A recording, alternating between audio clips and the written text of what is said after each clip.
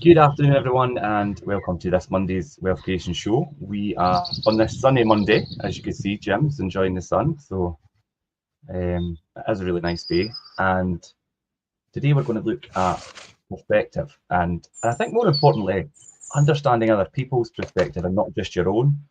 I think it's a really good skill when you're trying to accomplish things or be successful or lead, or I know it's something that I've had to think about during my journey, and I'm sure it is something that you've thought about through your own journey, Jim. It's winning people over to your way of thinking. Yeah, that's a good That's point. that's really what it comes down to. I know you were talking about understanding other people's point of view, but what happens if you're right? What have you just got to take? What happens if you're right, though? You know, it's like if you know you're right and you definitely are right, then do you need to understand somebody else's point of view? It's all about winning them over at your way of thinking, I would say, more than anything. This is quite interesting because it's right, because we'll talk about it right now. Before the tax year end on Friday, because that was the tax year end. Happy New Year to everybody, by the way. New tax year. Opportunities ahead. Before that, the stock market was tanking. FTSE 100 was going down, and I was going to everybody, buy. It'll probably recover the next day anyway. It's not recovered. It's dropped a wee bit. It dropped 6% this morning. I was going, I'll be able to buy, and then it's back to 3. It's like it's come back up again. Damn. So it's like I'm just sitting there waiting, and it's be fearful when others are greedy, but be greedy when others are fearful. Is what Buffett says. Yeah. And I think that's what it comes down to. It's just understanding. And there was people on social media going, "You're an idiot," and all the rest of it. Aye, okay then, that's fine. Behind your keyboard in your bedroom, and you're probably not. You probably not even got a job, and you probably don't have no idea what you're talking about. But long term, medium to long term, stock market always recovers. Interestingly enough, there's a graphic this morning, and I will post it later on. It'll be on our social media pages actually. It's stock market, the UK stock market versus the UK property market, and the property market trouses the stock market. Okay. So it tells me everything. But as I said before, then why would I be divesting into the UK equities? Why would I be in that? And because I'm no daft, you don't put all your eggs in one basket, but you don't put all your eggs in all the baskets. I see it so many times, Richard. It's like, oh my God, I'm doing a bit of serviced accommodation. I'm doing a bit of normal residential renting. I'm doing rent to rent. I'm doing sourcing. I'm doing deals. It's like, bloody hell. It's like, it's a rolling. My dad used to say to me every single time, a rolling stone gathers no moss. And I was thinking, what the hell is that all about? I have no idea. If I roll a stone down the hill, yeah, I could see it gathers no moss. But what it really meant out of that was, if you keep jumping from place to place to place, you'll never snowball into anything. That's what that saying means. It's about you'll never accumulate anything. You'll never accumulate any wealth. You'll never accumulate any knowledge. You'll never accumulate any expertise in certain areas. It's the jack of all trades, but master of none. You know, it's the thing. Like, obviously, change is good, but some people try and implement too much change, and it's taught in courses and things to diversify. Like Donald Trump. Yeah, and it's taught to people that diversifying things when you're investing, but then people just try and do too many things at once instead of mastering one or two things and getting that right.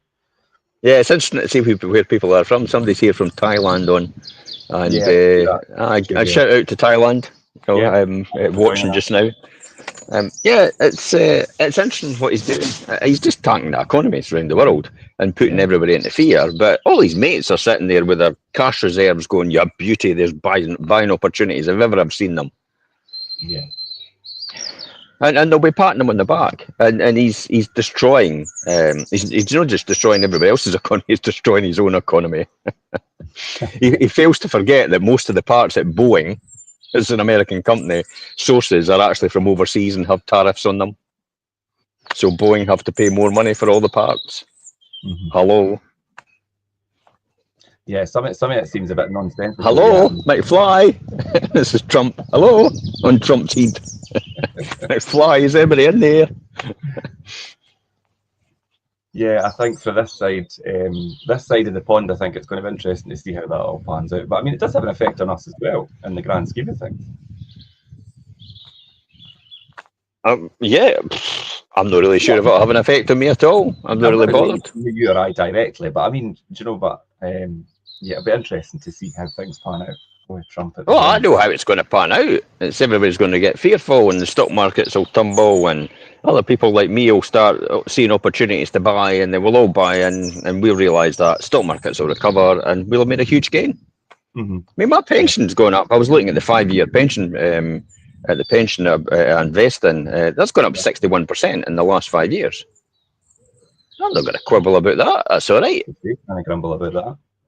Yeah, and that's not even taking into account, I don't think, the actual tax-free that I've got back as well. So because I've got tax-free money put in there as well. So all these opportunities that are there are just there to maximise, I suppose. And it's not to get caught up in the detail and see the overall bigger picture. It's people that get in the day-to-day. They start to jump from day to day, and they let it affect them as the people that usually typically lose out. Yeah, that's a good point. Definitely. You know, when we talk about things like Trump and things, it does come down to how people's different perspectives are their reality, and they believe that that's the right thing. But as you say, it's not always the right thing. And if you've got a different perspective on something than somebody else, it's all very one understanding their perspective. But if it's not right, and you know it's not right, as you say, I think it's quite good to then work on bringing them round to understanding your perspective and the true reality of things. But that can't always be easy. I mean, is that something you've had to do throughout the years? And do you know, I think that you and I do that quite a lot. Do you know, it's like I have a different perspective. I think for me personally, it's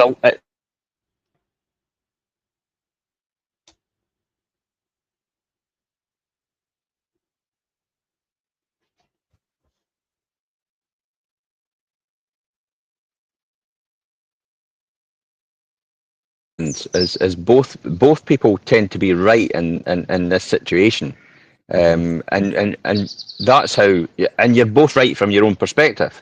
Yeah. And somewhere in the middle is the actual truth, I would say.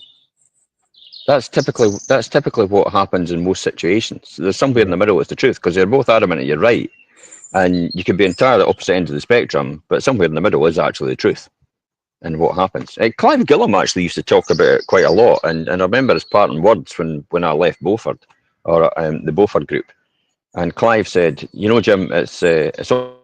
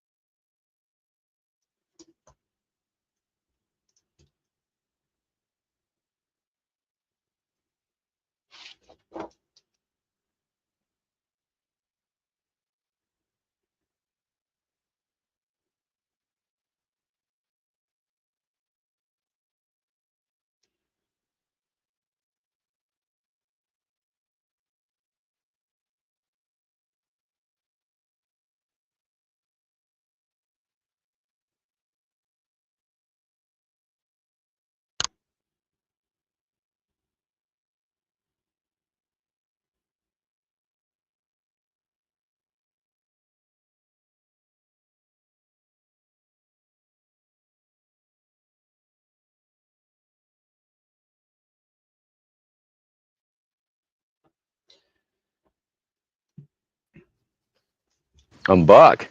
Yeah, you must have just lost connection a wee bit there. Somebody sent me a message and it threw my mobile out. That's all. Oh. You were talking about Clive. Sorry. Yeah, Clive. I mean, I was like, why would you say that? It's all about winning people over your way of thinking.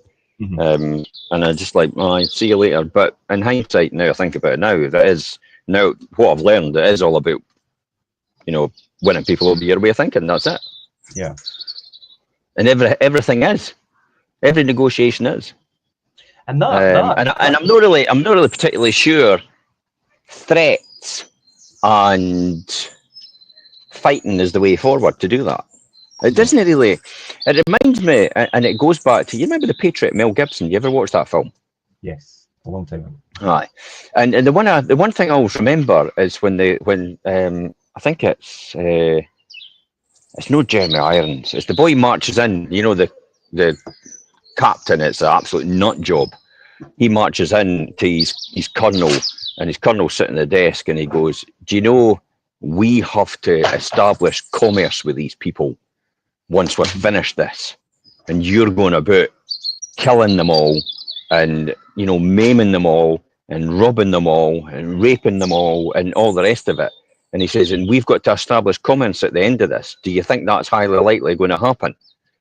And that's ultimately what is the negative aspect of it. I mean, what reputation is America going to leave now? Yeah. I mean, what perspective does that give the world? And the fact that, I just think, honestly, I just think everybody from America's a nutter. And that's Trump that's caused that. Yeah. And I know that's no true, but that is the stereotype that's going around the world right now. And Americans already had that kind of stigma attached to them, as being these kind of over-the-top eccentric people and that don't really think things through, for want of a better phrase. But Trump's now got them, and like you say, creating that stereotype of what the American people are, and it's not good. It's not good at all. And while Putin is waging a war in Ukraine, which is killing people, I would argue as well that what Trump's doing is almost similar, because he's waging an economic war with the world. Mm-hmm. And an economic war will lead to poverty, even more poverty for these people that are already struggling already, and therefore make it even worse for them, to the point that some of them will actually die as a result of it. So I think one's just as bad as the other, as far as I'm concerned.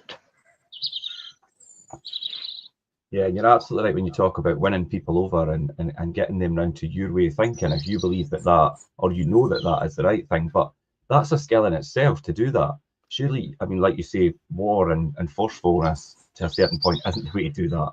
There's a skill of bringing people around to your way of thinking if you believe it is the true reality. Oh,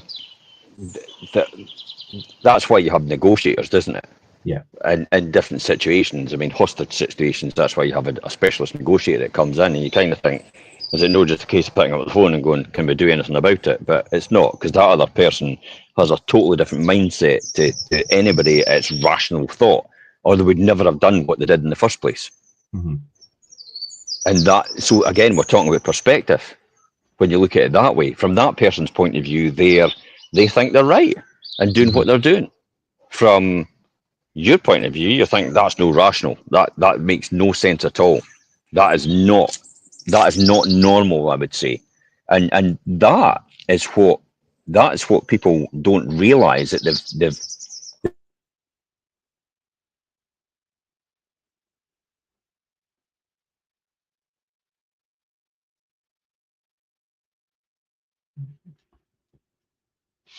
Losing your reception again, Jim.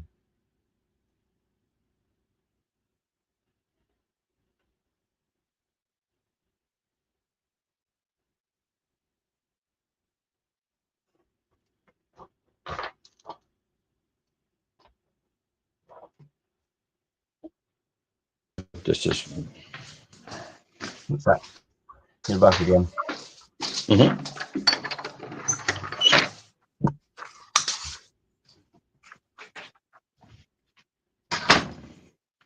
Yeah. So and those kind of skills, I think, in any aspect of if you're trying to build wealth and be successful and achieve goals and things, you need all these types of skills to have people who work alongside you, who, if they're not in the same mindset or like-minded and your goals or what you're trying to achieve, is to get them on your side and help you achieve those goals. Because ultimately, you're never going to do it on your own. You do need a team around you to achieve success and wealth and things. And in most cases, you need a really good team around you, and you need those people to align with how you're thinking. So being able to understand other people's perspective